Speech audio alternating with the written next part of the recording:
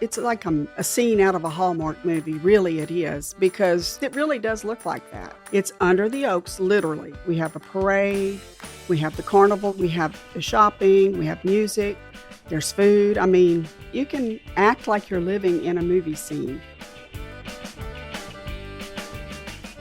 Thanks for joining us on Louisiana's Playground Podcast, your roadmap to all things Lake Charles, Louisiana. I'm Brady Raynard.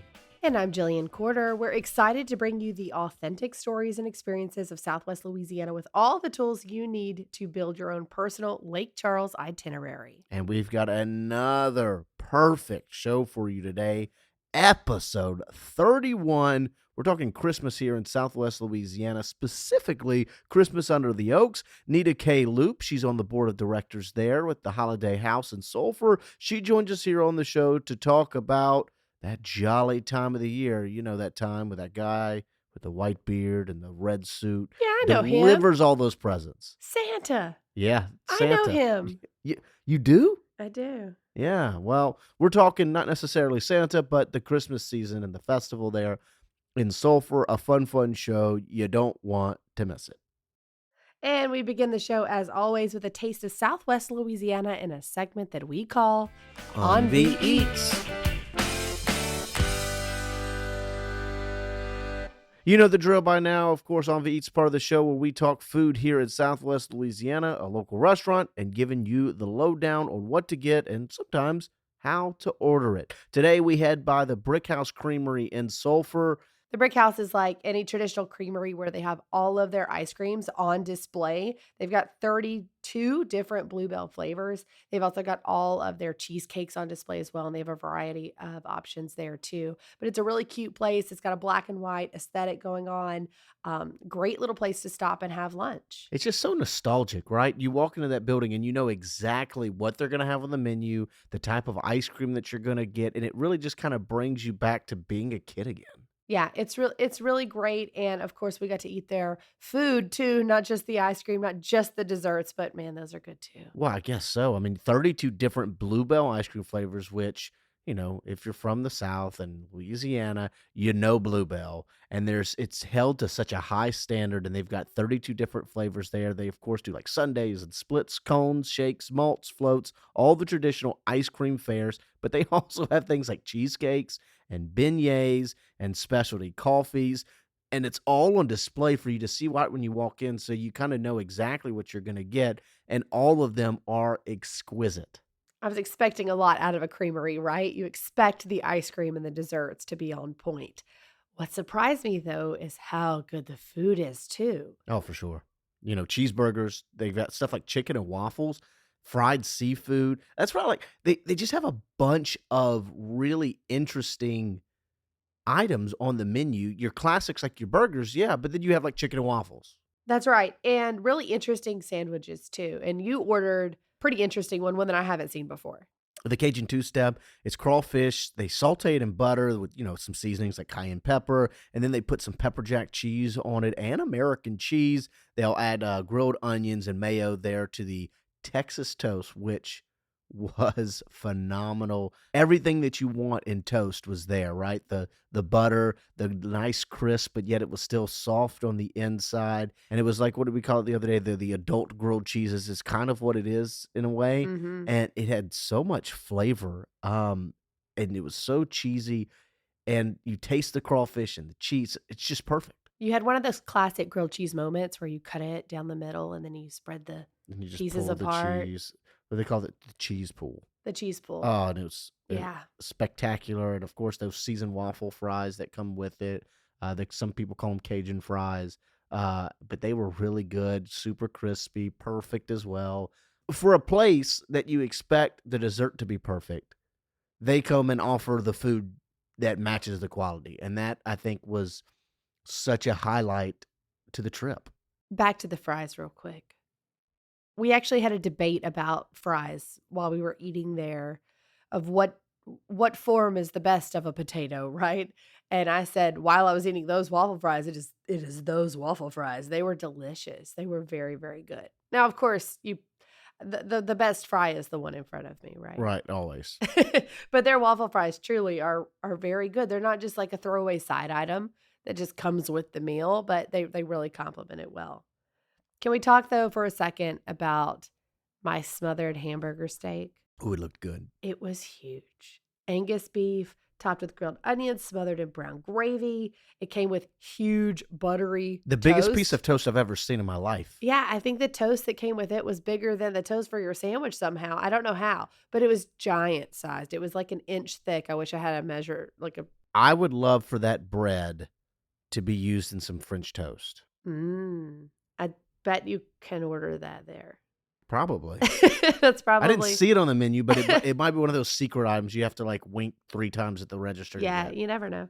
Oh, that smothered hamburger steak was so good. It's the perfect comfort food, and it feels like home. Even though I don't cook that at home, it still felt like home.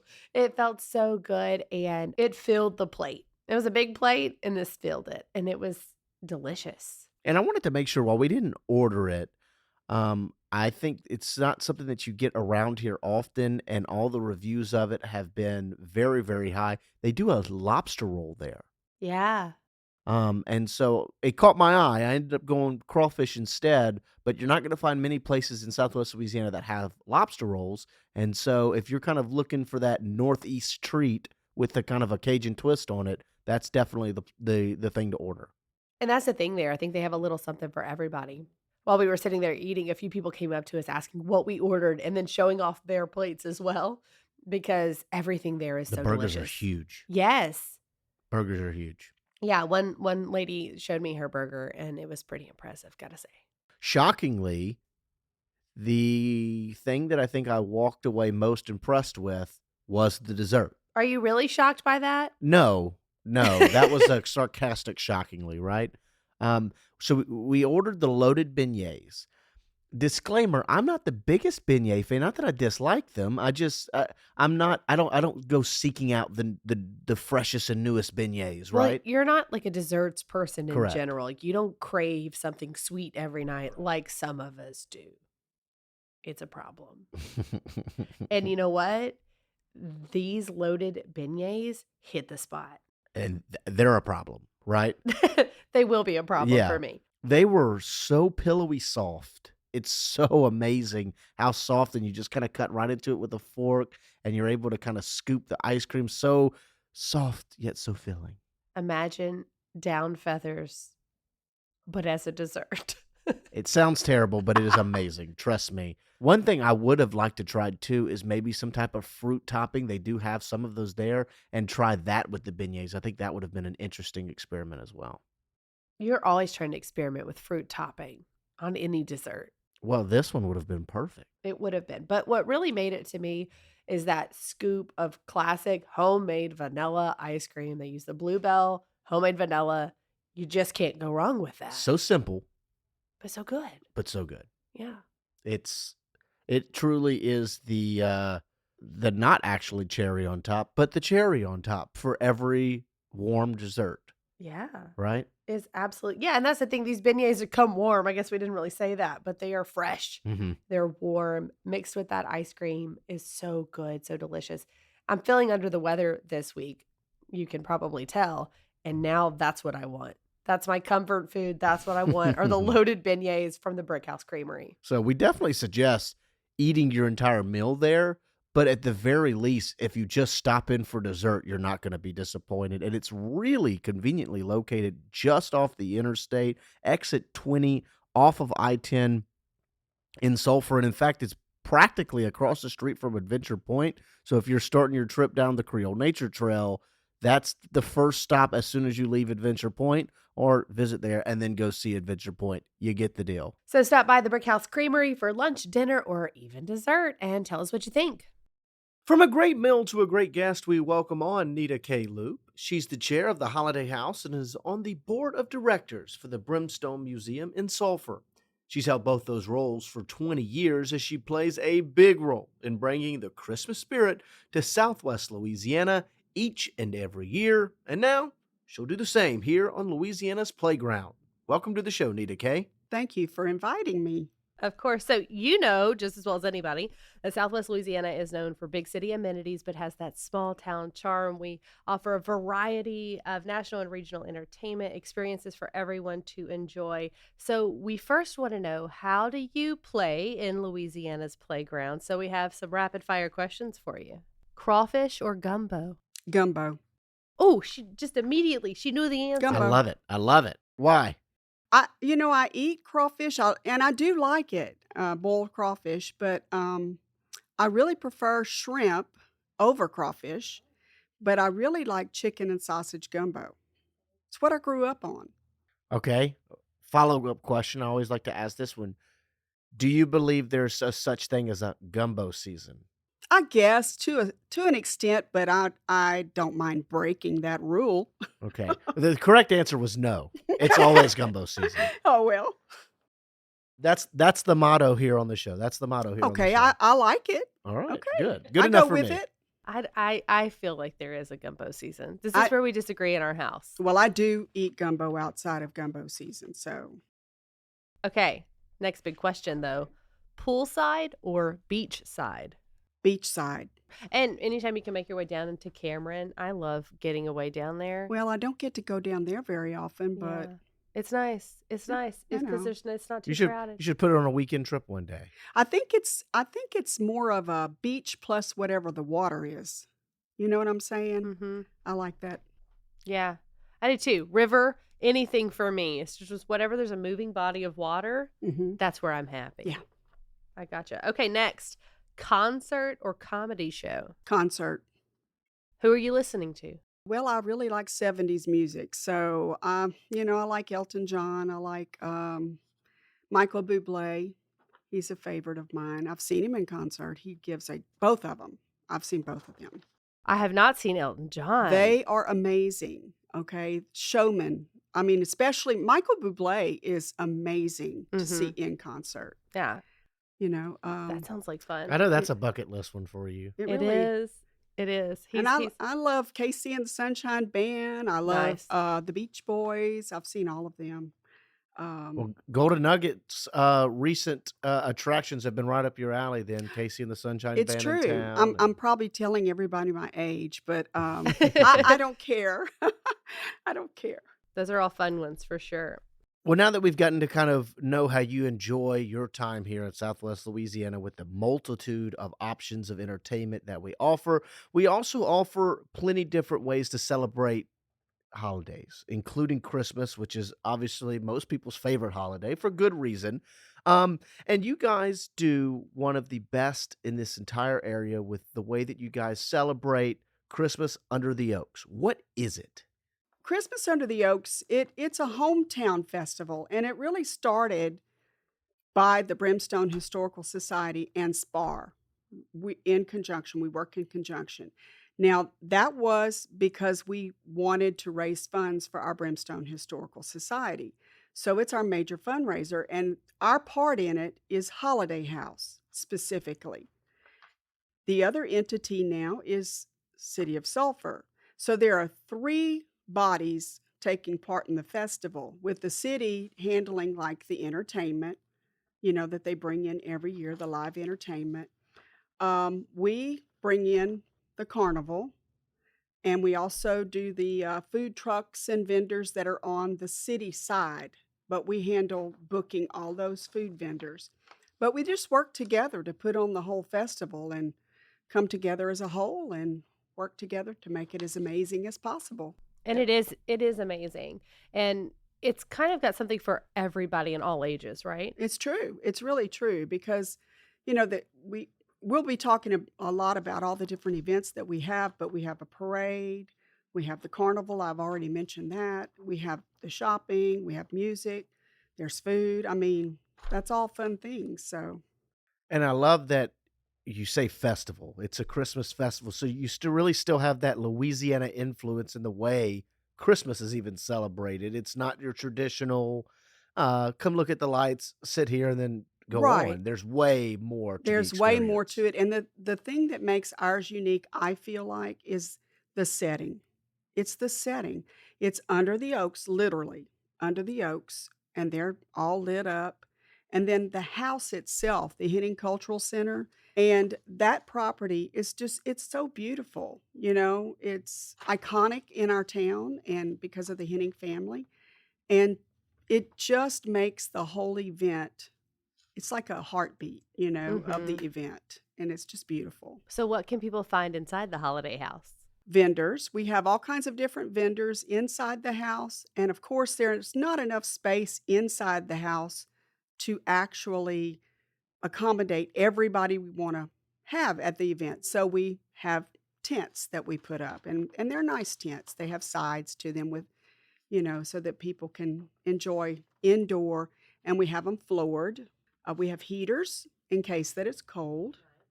And so we make some concessions. And then we also utilize the other buildings that we've brought in. What a nice problem to have that you have so many vendors. You can't fit them all inside. You had to spill over outside and create this indoor-outdoor shopping event for the Christmas season. That's really fun. And this is a 3-day event, right? Yeah, well, actually, it's a full 2 days, Friday and Saturday. But we begin, I started when I came on board. I guess I had been doing it for probably 2 or 3 years. And I decided, let's have a preview party, just like mistletoe and moss, Mm-hmm. right? So it would give the people in Sulphur, and anybody can come to it. We would like for more people in the Lake Charles area to come. And we're getting a few more people that come to that event and to our shopping event. But I said we could have a preview party. We could thank our sponsors that way, and we can have it catered, have some music. And we did that, and it was a super big hit. And so we've continued that every year since then. A little something for everybody, that being more of an upscale, Yes. evening event for people to get into the holiday spirit. And then the vendors at Holiday House, I mean, people can buy just about anything they can imagine, right? Yes. We work pretty hard at trying to get different levels of pricing, interest. Okay. It's really hard to find things for men. So, Mm-hmm. we try to find people that will have men's items, because people are looking for that. Men are So, hard to shop for. and some men are for sure. I'm right here. You're right there. So, anyway, we've tried to do that. We work really hard on jurying our vendors and getting that going. We have some regulars though every year. And then so you obviously step outside of the house, and then that's where you kind of take in the rest of the event, right? The carriage rides on Pecan Street and the lighting of the houses and the Christmas lights there, which I know you were telling us beforehand, you had a big part in making that kind of happen through the Yeah, years. I did. When we moved on to Pecan Street, my in-laws lived on Pecan Street, and I always wanted that house. And so we'd been married, I think, 8 years, and the house came up for sale. And so we bought it. And then we started decorating it. And slowly but surely, everybody caught on, and we had new, younger couples move in. And specifically, we have Tina and Scotty Jacobs that we call them our Christmas elves, and they really head up most of that now. And because I'm busy with the festival, and they just have done a fine job, and they help a lot of people on the street. And so from the house that you go in and have the vendors and the lights, and then you see the lights on Pecan Street, and then you can walk then to Under the Oaks and to the festival. And I think that's the one part that I really want to emphasize here is that this festival really is walkable, despite seeing all of the different sites that you can see. You're going to be able to. It's all foot traffic. It's like a scene out of a Hallmark movie. Really, it is because we had carriage rides many years ago. Then they stopped doing it, and now we have Jill, who is almost a ranch, and she's a former student of mine, as a matter of fact. And she came on board, and she does the carriage rides. I love the carriage rides. Like you said, it looks like a scene from a Hallmark movie. And to make that even better at Christmas time, there's always a chance of snow. Oh, there is. Oh, yeah. There Tell us is. about that. Pretty much 100% sure. Okay. That will take place on, I think, Saturday night. It will be at 8:30 p.m. and it's by the pavilion and the area that's all grassed. people just gather around there and we let it snow. It's Very like cool. magic. Despite the weather, it might be warm. Sometimes here in Southwest We get 70 Louisiana, degree snow. we get, yeah, exactly. Sometimes here in Southwest Louisiana, Christmas is a little toasty sometimes, It sure is. but always a chance of snow there at Christmas under the oaks. I will tell you a little secret, though. Yeah. Many years ago, it's been at least probably 15 years or more, we were actually having our festival and it did snow. It did That's snow. awesome. No need to turn on the snow Yes, machines. no need to have a machine. And you'll be ready for that just in case. That'd be great. But that is something too important for those that may be coming from out of town in much colder climates. This festival feels like the Christmas spirit in terms of what you see and feel, but you don't have to deal with the 30-degree weather very often with it. Not very often. I personally do not like it to be hot simply because, well, first of all, hot and Christmas to me, I don't like that. But basically, we usually have pretty mild weather for the event, and there have been many times when we've had downright cold. To me, the cold weather makes the shoppers want to come and buy. You feel festive. I So could see that. I actually pray and cross my fingers for like at least 60-degree weather, maybe high Okay. 50s. Cold So weather makes people spend money. It makes it, them go shopping in when the, you in have the an Christmas event spirit. like that, yes, they do. The Okay. vendors see an increase in sales. That's great. So That's great. And how do the vendors feel about this event every year? They can always count on it, especially some of these vendors are really small businesses, right? yes. And a lot of them, and some of them, work out of their home and things like that. But we do have a lot of the same vendors that come back every year for many years at a time. And then there's always people on a waiting list. Oh, wow. Yeah, I wish we could find room for more. I wish we could, because I think that we could have more than what we have, which we usually have around 38. Like I said, that's a great problem to Yeah, have. it's a You have a great waiting problem. list of people wanting to participate in your event. Right. And if I even let we say that we close down at 8:30 each night, it's from 10 to 8:30 on Friday and Saturday, but I personally stand at the gate for all closing. And I will close the gate to not let anybody in, but I won't run the shoppers out, because they want the people to shop. Sure. So I do that. I think that's great. That's great for small businesses, especially to get that kind of exposure that they need. And then in addition to those types of vendors, there's also, as you were mentioning earlier, food trucks and a complete area for them to come and have multiple different options, which, here in Southwest Louisiana, no shock, we've got a lot of really, really good food trucks. Yes, and we have the food vendors. We take care of getting them on the city property, like I said, in the pavilion area. We also vet them as well. We don't want everybody to be serving the same thing. So we do that. And then of course the carnival brings their own Mm-hmm. food people. I enjoy that foot-long corny dog, that hand-dipped corn dog. Oh I'm my with you. gosh. And the funnel cakes. And the funnel cakes. So, I have to admit I do buy that. So, Well, you get a good bowl of gumbo because it's quote unquote gumbo weather. And then you have that funnel cake. I mean, it's a pretty good meal. There's so much of this that is so community focused and community based, which may sound like it kind of limits the scope of maybe what the musical acts you guys bring in, but it's far from that. I mean, you've had acts like Wayne Toops even play as recent as last year. right. And he'll be back this year. He will come for Friday night. And let's see, he is going to perform from 8 to 9 on Friday night. And we were slated to have Mark Chestnut, but as I mentioned to you earlier, he's ill. So we're bringing in Little Texas, and they will perform on Saturday night from 7 to 9. That's our headliner for that night. That's fantastic. And we also have another person playing on Saturday night earlier, and that will be Chase Tyler, and he will be at 5 p.m. I can tell you, if you're from Louisiana, and the very local region, Wayne Toops, and the way that Oh, he yeah. plays down a show. I mean, people come and They follow him love all it. around the state to see it. So if you are not familiar with him, you've got to see him play at least once, and what a perfect time to come and enjoy this very hometown festival and doing so, Because it's free. which Okay? is the best time. Who doesn't love free, right?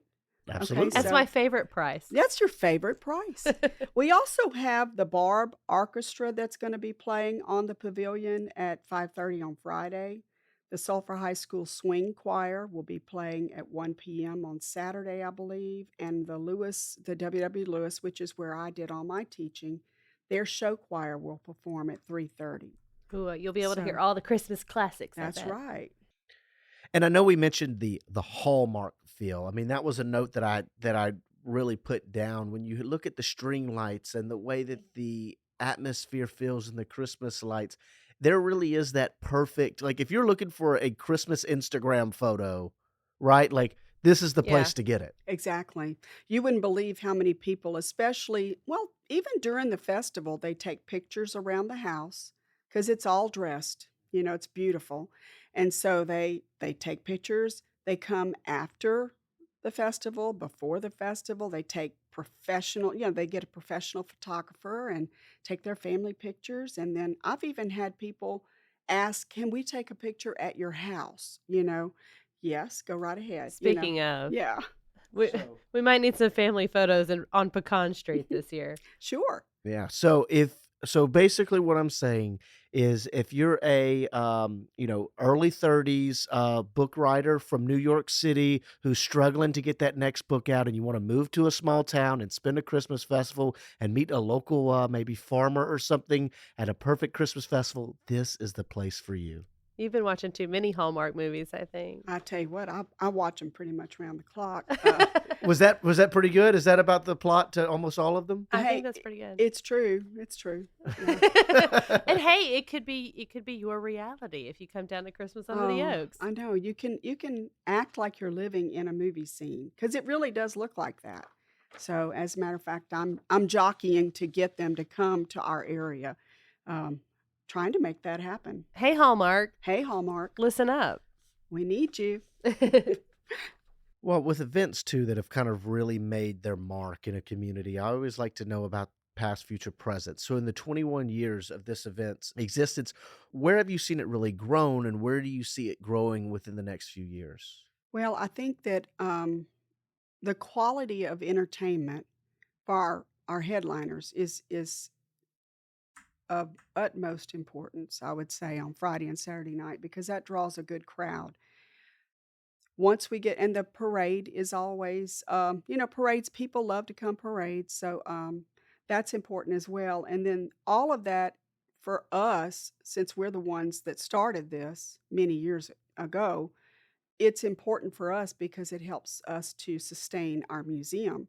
So I'm hoping that and as a matter of fact, I'd like to have a younger person come over and be the new me and give new ideas and new life. I mean, we've tried lots of different things and they've worked, but maybe someone else has a better idea. I don't corner the market on Christmas. So, but I have a lot of volunteers that help. So, that's been great. Where's it going from here? I'd like to see even more entertainment come. I also would love to see theater groups come and do like acts, scenes from one of the plays like Oliver or, Charles Dickens or, anything with Christmas. I think that would be really cool on the pavilion. I've been asking for that for a few years. So Well, I don't maybe we know. can make it happen. I would love to make that happen. Well, we appreciate your time on the show and are excited to now that we have little ones to start bringing them to the festivals where they can create those memories and what you guys do with Christmas Under the Oaks and the Holiday House is one of those that you really kind of circle a hallmark memory of a childhood. There you go. A hallmark of it. Clever. I I love see it. what you did there. I think that's one thing for people not only who live here in Southwest Louisiana, but who travel. Snowbirds who are coming down for the winter, right? They want a place that they can experience a little bit of everything, whether they're, adults, child-free, maybe retired, and they want to do the preview party, something that's a little fun and get Yeah. dressed up for it. And about the preview party, that's something that a lot of people shy away from because they think they have to dress up. You do not have to dress up for hours. People come in jeans and a nice top or, what have you. Some people do dress up a little bit more, but it's not cocktail. It's not, a tux. It's not like that. So it's a very casual type of party. I'd like to mention that tickets can be bought at the Henning House in Sulphur, and the cost is $35, but it includes your food. We have the live music with Jairus Daigle. We have that going. We have drinks, soft drinks and beer or wine.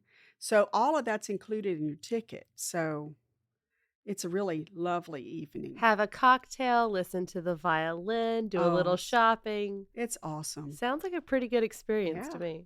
Very good. Well, we appreciate you being on the show and telling us about another wonderful Southwest Louisiana asset. Thank you so much for having us. Thanks again to Neida for joining us here on the show, and thank you for taking time out of your day to join us on the podcast. If you enjoyed the show, please follow the podcast and leave us a rating or review. We really do appreciate it. Of course, that helps us grow our audience and further share the unique experiences Lake Charles and all of Southwest Louisiana has to offer. You can go over to visitlakecharles.org/podcast for more episodes, where to eat, and events happening this weekend. I'm Jillian Corder. And I'm Brady Raynard. Thanks again for coming play at Louisiana's Playground. C'est you.